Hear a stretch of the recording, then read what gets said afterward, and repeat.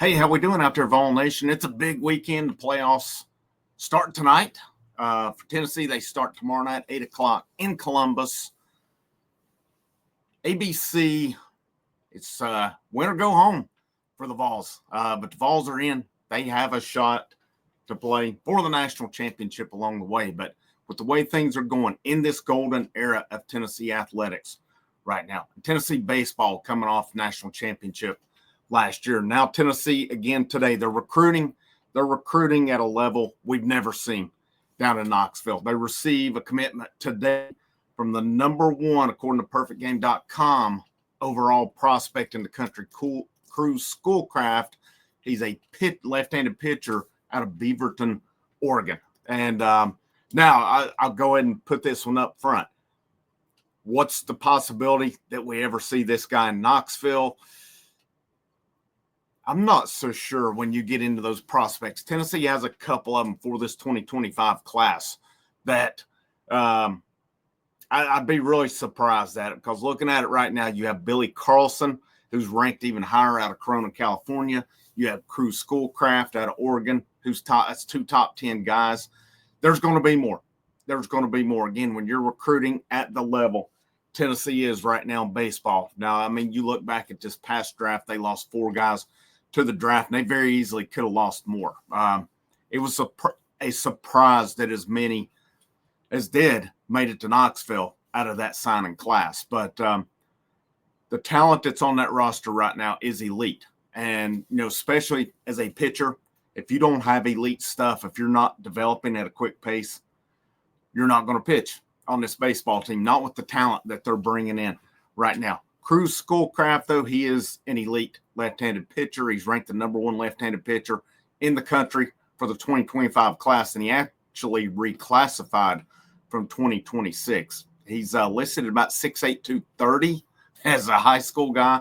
So this is a big dude, and you think about when they get to this weight program, if he were to make it to Knoxville, the weight program here they get with Coach Q, as they call him, they're gonna put that weight on him. Now, let me share some video here right now as we look at him. Look,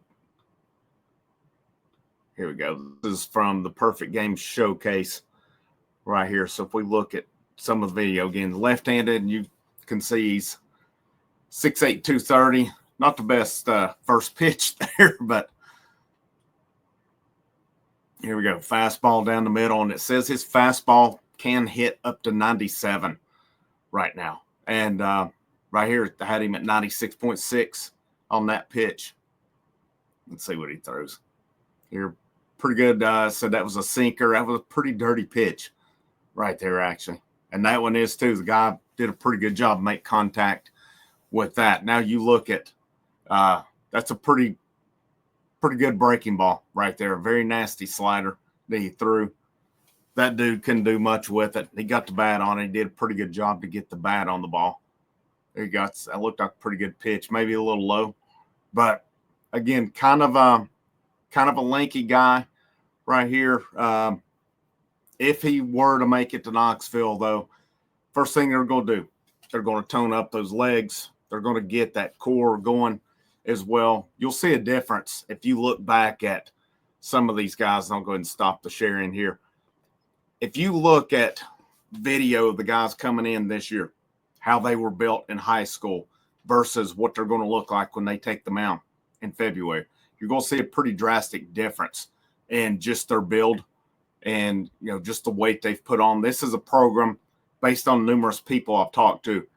They don't do like bench press and stuff. Their focus is on legs, of course, toning up their buttocks, their cores, and their shoulders. That's kind of where they work the heaviest. Not that they don't put any emphasis on chest or biceps or nothing like that. I don't know the full routine, but I know kind of the basis of it as well. You get a guy like this in, I mean, first thing it's going to do, you start putting in the weight in those legs, in the butt. You start filling all that out. That's going to amp up your miles per hour on it as well. Now, the thing with this guy as well is he has elite power at the plate as well. Of course, a left-handed hitter. He can play first base. He can play outfield as well. If you're into the exit velocity stuff off the bat, they said he's been clocked at 104 exit velocity, and just a guy who seems to be doing it all. And I would imagine on this, being a left-handed pitcher, ranked that high with the speed that he throws, with the arsenal that he has, that he's been recruited as a pitcher. Now, could he be a two-way guy if he makes it to college? That's possible. We haven't seen it at Tennessee in a while, but I would be really surprised if he is not being recruited as a pitcher. And here's what I like as well. Of course, being a teacher and an educator, it says at the end he is a good student on it. I have questions about guys who come to campus who can't make the grades. I just do. It's not that hard to pass school. All right. It's not that hard to pass school. If you're putting in the effort, you're trying to make things happen, there's all the help and stuff. If you're struggling to make the grades, that tells me there's a lack of motivation, lack of dedication to what you're going to do on it. That to me doesn't bode well. But we'll see. That's just my opinion. Against that, that's the educator in me coming out right there. I would fully expect a guy to be a student. I mean, not only a good student in the classroom, but to be a good student in the game. I think all guys playing baseball should be students of the game. And I'm kind of on a little bit of a tangent here, but you get a guy who, well, I just play first base or I just play the outfield. You should take the time to learn every position on the field for multiple reasons as to where to line up, where the throws are going, where the angles need to be, where the cuts need to go. To me, that's a student of the game. All right, not saying all guys who make it know every position, but I would say more than not they can do the little things along the way. But another great commitment again. To me, though, does this guy ever make it to campus? And you got to question that. Any of these guys ranked, again, like Billy Carlson, Cru Schoolcraft, I hope they make it to campus. These are big-time commitments, and it shows Tennessee's recruiting at a high level. We'll see how it goes. I mean, with NIL, with these new roster numbers that they're at,